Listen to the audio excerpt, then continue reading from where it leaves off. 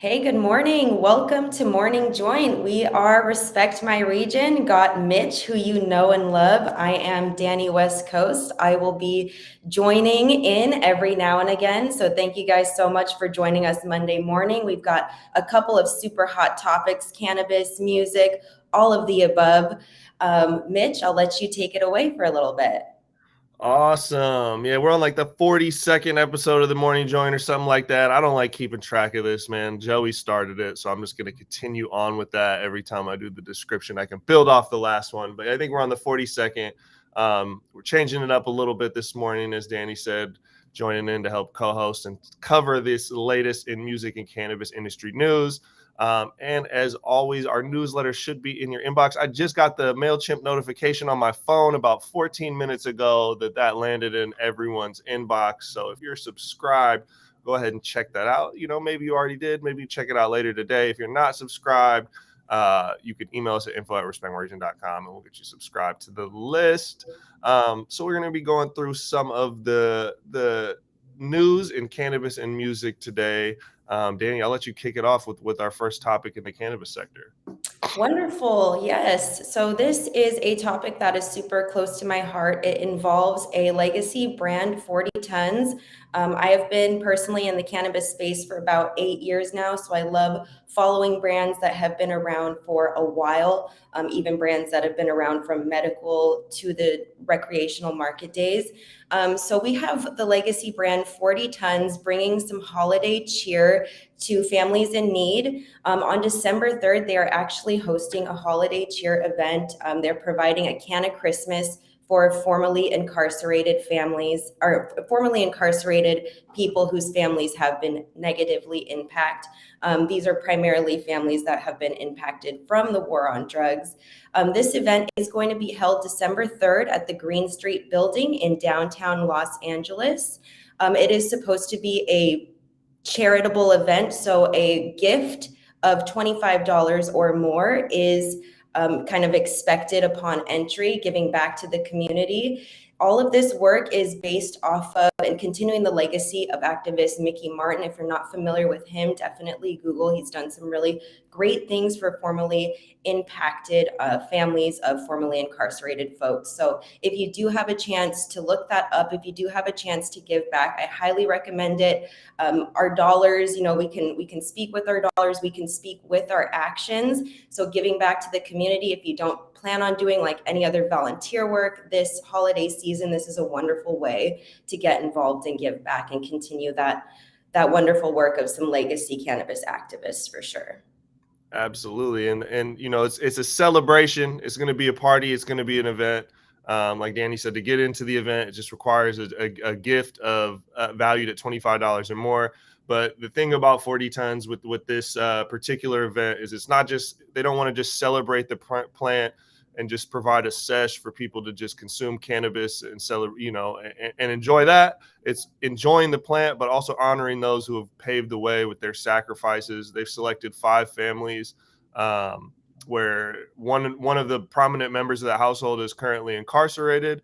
And so some of the family members who obviously are not incarcerated are going to be in attendance so people can meet them.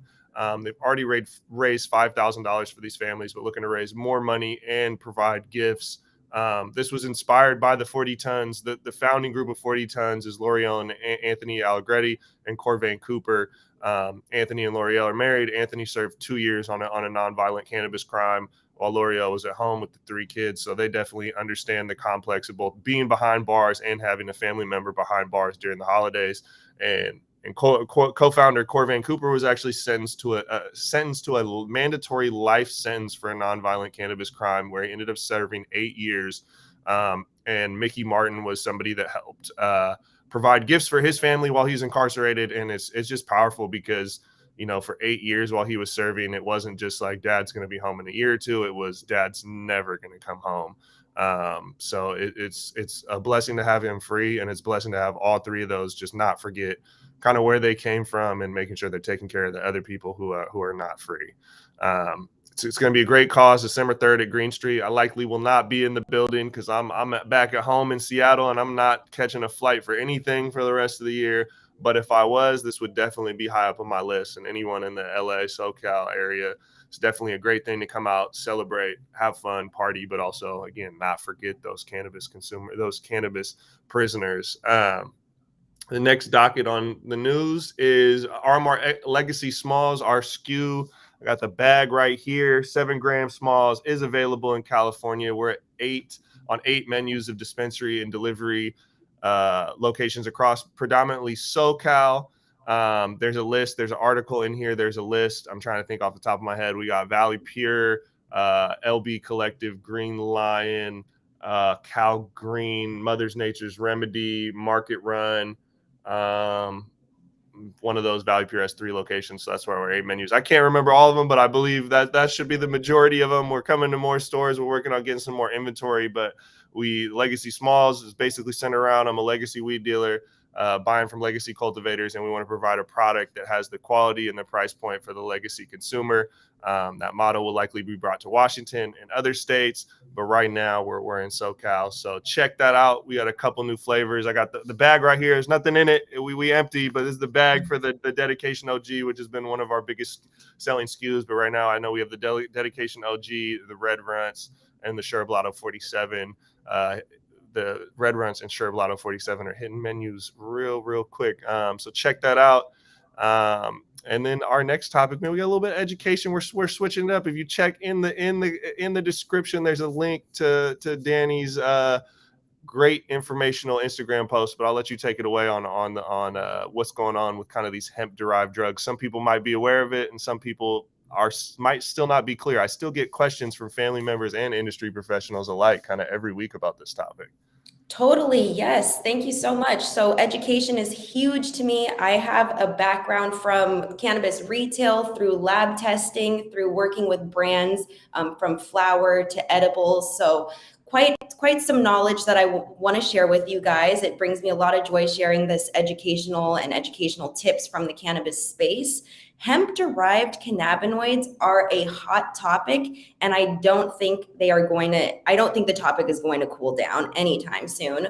Recently, hemp-derived cannabinoids, specifically Delta-8, you might have heard of THCO, you might have heard of HHC, and now you might even have heard of hemp-derived Delta-9 THC. This was a really big topic about 3 weeks ago in the news in Virginia, where a 3-year-old boy passed away due to an overdose of Delta-8 THC gummies. Now, all of these hemp-derived cannabinoids, they fall under the category of designer drugs. I know that sounds a little bit hardcore, but the definition of designer drug is a synthetic analog of a legally restricted or prohibited drug designed to circumvent drug laws. So we have 2 different drug laws around THC, around cannabinoids existing in the US right now. We have the Farm Bill, which passed in 2018, that legalized hemp, primarily speaking to CBD derived from hemp. We also have the illegality of marijuana. I'm using marijuana. I hate saying that. I usually just call it cannabis, but we have the federal illegality of marijuana. So we have hemp legal federally. We have marijuana illegal federally. Now we're in a place where we can see the consequence of making laws about science that we do not even quite understand yet. The consequence that we're running into is now these THC derivatives created from hemp, and lawmakers have no idea how to categorize them. To put it in perspective, 29 states is very accessible to get hemp-derived cannabinoids, from CBD to THC derivatives, while 23 out of these 29 states do not have they do not have legalization of cannabis. So if you're a consumer, if you're a customer, you could go into a random smoke shop and buy hemp-derived cannabinoid products, and these are not tested.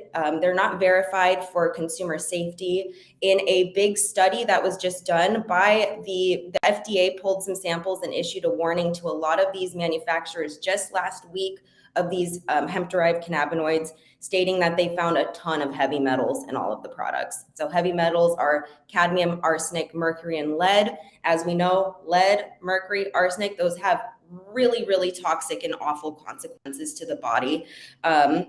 So these are just things we have to watch out for. If you've been on social media, you might have seen even some of your favorite influencers promoting these products, but I just want you to know, as a consumer, definitely do your research before partaking in any hemp-derived cannabinoids.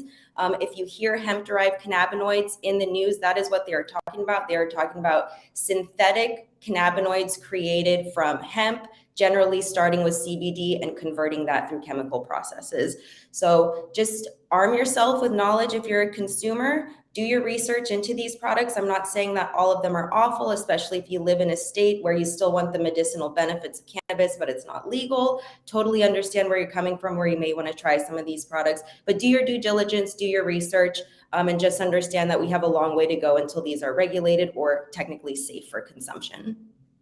We're waiting on that federal legalization so we can see I always call it regular cannabis. I like how you distinguish it between marijuana and hemp, even though I get the desire to not use the word marijuana, but it's when we're talking about how this stuff is categorized in law, that's definitely how we look at it, because hemp is cannabis technically. So it gets confusing out there, and that's, we were talking about this a little bit last night, and I think that's where it gets confusing for the average consumer, because now you're starting to see marketing for buying cannabis online, and they're talking about hemp derived cannabinoids, which is not, calling it cannabis is not necessarily a lie, but it's not saying exactly what it is. So I even seen it a couple of these websites where I'm like, how are they advertising this? And you look at the description and it's below the X amount THC. And the crazy thing is because Delta-9 isn't so prevalent, you can have that legal THC because a synthetic Delta-9 is so low based on the percentage of composition of the entire mass or whatever. I sound like I'm trying to be smart. I don't, but it's interesting on how they can circumvent these regulations. We appreciate you breaking that down for us, Dani. On the next topics, man, we got an interview with the Blaze Had a Product, Kirk, that we did at MJ BizCon, the 2022 MJ BizCon. That's in the link. Go check that out on YouTube. It'll be dropping on LinkedIn likely this week. We've put out 5 of the 10 interviews we did from the MJ BizCon floor, along with the live podcast we did while we were in Vegas. So stay tuned for more of those being released on YouTube and LinkedIn. The next topic, we got Flint and Embers on the Canadian Cannabis Podcast. A BIPOC-owned brand in Canada, talking about just Indigenous people of Canada. Jordan, our Canadian reporter, Jordan Flourish, man, he's up there, Flourish Ventures. He's been doing a great job on the Canadian Cannabis Podcast and really pushing awareness around Indigenous Canadians, because obviously, much like the States, it's a melting pot of cultures from all over the world. And so while we talk about, kind of social equity and minority driven in Canada, the key word I've seen, again, this is completely from the outside, I'm not the most educated on it, but the term I see is Indigenous is what they use up there quite a bit. And so Jordan's doing a great job just reporting on that and making sure that the light gets shined on that. Next up, we have Joey did a product review on the North American Weed Tour for the Trail Stix pre-roll pack out of Massachusetts from Air Wellness. I did not try those products, but I was there when they were purchased. I really like the branding on them. I really like the name. You have to watch the review to see how they do. Pre-rolls are something that's always tricky. Joey does a lot of the pre-roll reviews. I do a fair amount of reviews, but mainly kind of in the flower category. I'm personally not a big fan of pre-roll products. I know it's a very popular product SKU for consumers, whether they can't roll or it's convenience or it's the value. I just feel like they don't burn. I don't know, Dani, from your perspective, what's your experience with pre-rolls? Do you feel like, are you a big pre-roll consumer? Or you feel like a lot of them kind of don't pass the mark, or you have good experiences with them? There's so much competition in the pre-roll space now. I feel like brands are caring a little more about that now. I feel like the quality has gone up in pre-rolls within the past maybe year. Not to say that you cannot find some boo-boo out there still. My big thing is if it tastes like barbecue or not. There's just like, usually brands will put, that awful like kind of shake stem mixture in there. But I do think because there's so much competition, people are actually starting to make better pre-rolls now. I had one from a brand based in Humboldt recently. Just opening the pre-roll tube smelled like So it's just like opening an eighth jar. Mm. So I think some brands are definitely taking that extra step. And even when it comes to like the smokability, so less of the weed is like getting in your mouth, I think they're taking some extra steps for sure. So yeah, I'm a pre-roll fan. I'm a pre-roll fan. Okay. Yeah, I'm not. I just feel like, they're always like either like too tight where they don't pull great, or it's like too loose and then you get the Scooby snacks pulling. I don't know. I just feel like pre-rolls always have my experience. I don't buy them a lot. I get given a lot of them, and I feel like almost like 50% is completely out. Not very well tracked statistic, just a gut instinct. About 50% of them really just fail it experience wise for me, Right. but again, I'm a snob and I just like to roll my own weed. That the spiritual bond between me and my weed and rolling it, I don't know, I just enjoy that much more than just sparking it. It's your ritual for sure. Next time or some other time, we'll have to have the debate of if it's in a hemp wrap and if you're calling it Mm, a blunt, is that a blunt or a joint? But for a later day, because that's a that, whole other discussion. that is a yeah, that's definitely a great topic. But if you're curious how the Trail Sticks pre-roll did, man, we got the review video on there. Definitely check that out. Yeah, Andrew just commented, got to make sure they smoke all the way through. Or like Danny said, a lot of times they put lesser materials in the pre-rolls. I know the first purchase I ever did in recreational cannabis in Washington in like 2016, I bought, I don't know, like an eighth or whatever, and I bought a pre-roll and I sparked up the pre-roll, and instantly, as soon as I took a pull, I was like, this is fucking trim.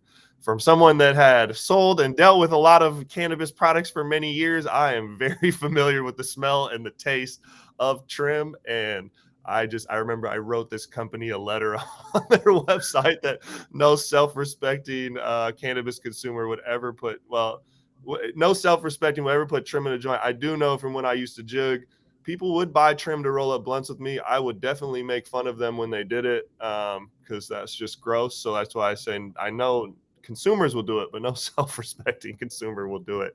Damn, you pulled out a full thing from White Chicks the movie. I am writing a letter. They got Mitch. Dang, that must have I been an I awful did. I feel. was I was in my feelings, and yeah. That's funny.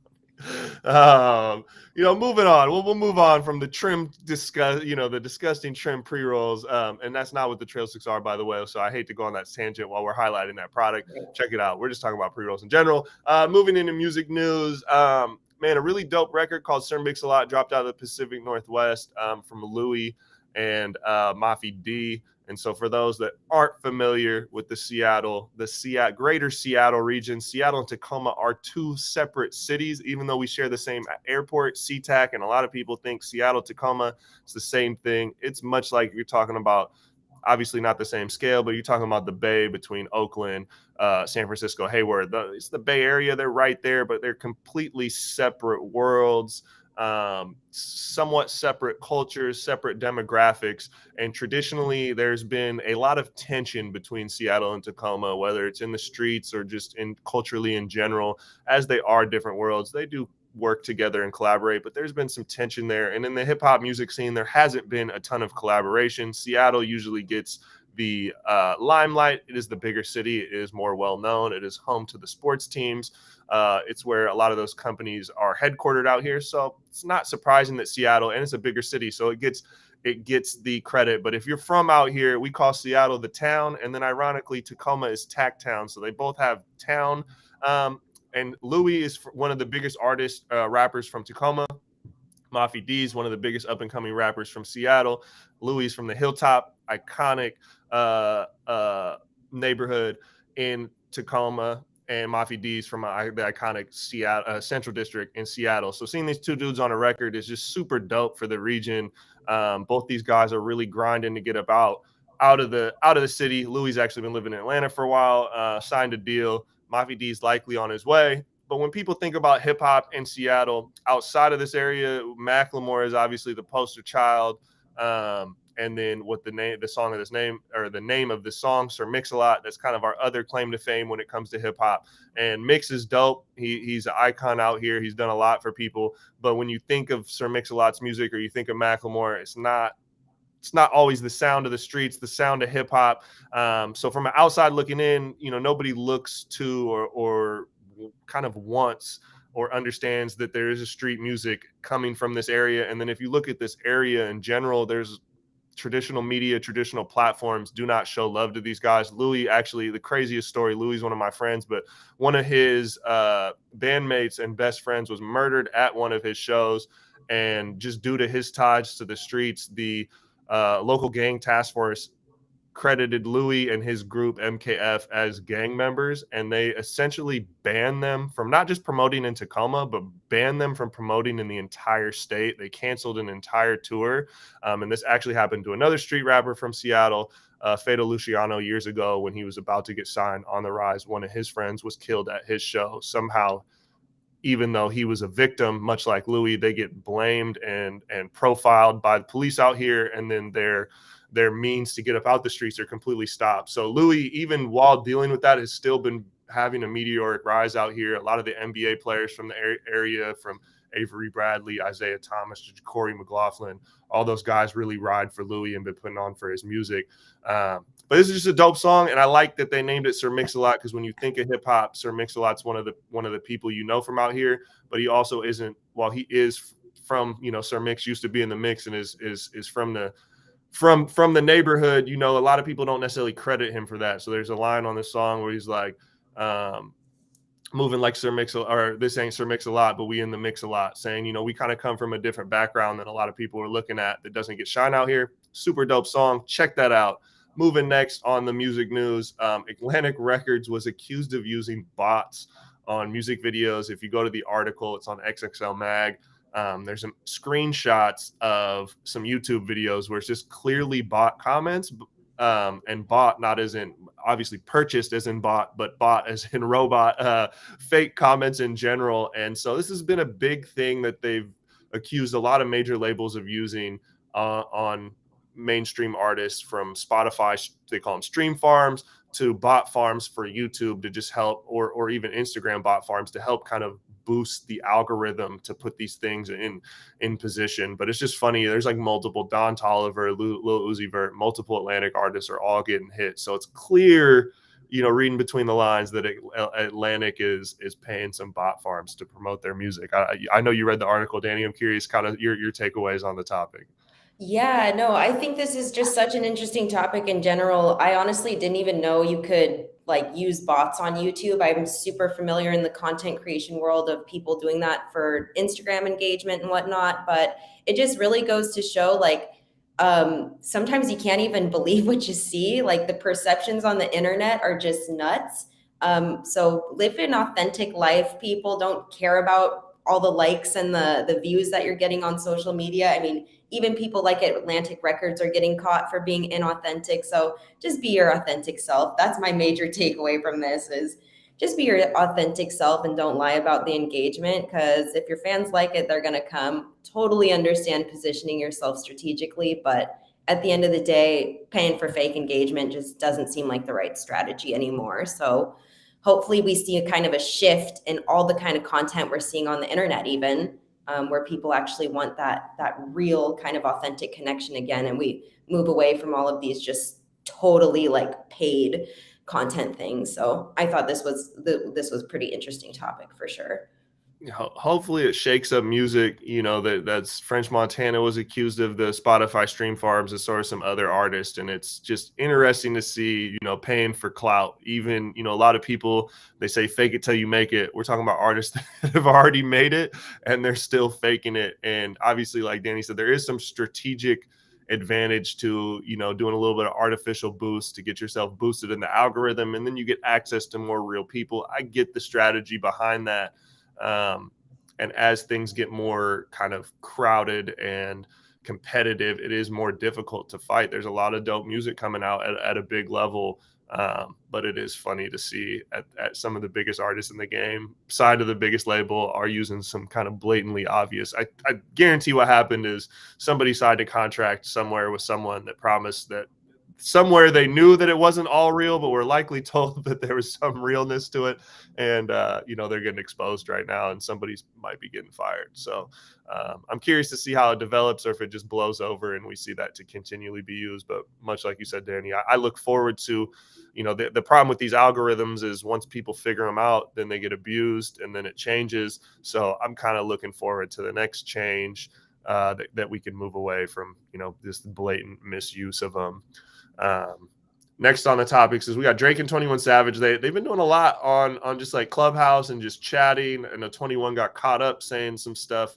I know he was talking some mess about Nas and he called Nas irrelevant on Clubhouse. He tried to walk himself back, but they let out some nice insight. The Her Loss album's been dominating. We talked about it a couple weeks ago. It's been dominating streaming. That one, whether they use bot farms or not, it's clearly authentically dominating. But they came out and said that they were helping write each other's verses, which I think is cool. It's not necessarily headline news, but you're seeing some just collaboration of artists at the highest level. And then lastly on the news, man, is Ty Dolla $ign was hospitalized in a skateboarding accident in SoCal. I guess he crashed and knocked himself out. He's okay. He's recovering. But man, at 40 years old, Ty Dolla's out there skating. I didn't even know he was a skateboarder. So, hope he recovers, but be careful out there while you're shredding, man. That reminds me of the show Scarred from MTV. It used to be like one of my favorite shows. They just show all the injuries, but as they say, the higher you are, the longer the fall. So skateboarding while being a millionaire rapper, maybe it's not the recipe. I'm just kidding, but yeah, be careful out there, folks. You got to be careful. That rounds it out for the morning joint this weekend. Andrew said you got to wear them pads. Yeah, mostly, they're not cool, but as you get older, man, you'll appreciate them when you fall. That rounds up our topics for the morning joint. We're going to be going live. I mean, we continue to go live every Monday, usually around 10 a.m. We're running a little bit earlier today. Dani's going to be joining in on some of these future episodes. And then again, make sure you subscribe to the newsletter that got in your inbox at 9 a.m. That's coming out every Monday morning. So let us know if you're not subscribed. We'll make sure you get on there. Appreciate everyone for tuning in. Dani, you want to say anything else before we take it home, man? Again, yeah, thank you guys so much for tuning in. I will be popping in every now and then. You'll see me a little more regularly on here. Again, I've been in the cannabis industry for about 8 years now. I love Respect My Region for amplifying certain stories and amplifying certain voices. I think it is so important. So I really, really appreciate them for letting me kind of share this platform and educate you all about things going on in the cannabis space. My education is not totally scientifically driven. I think there's some really great cannabis science resources. So I'll be talking about more news, more industry affiliated educational topics. So I hope you guys all gain something from it. And again, this is a great way to start your week. Have a wonderful week. I hope you all had an amazing Thanksgiving, and let's get into it. Let's end November right, and let's start December off with a bang. Hey, and that's it for this morning joint. Make sure to follow at Dani WestCoast on Instagram for more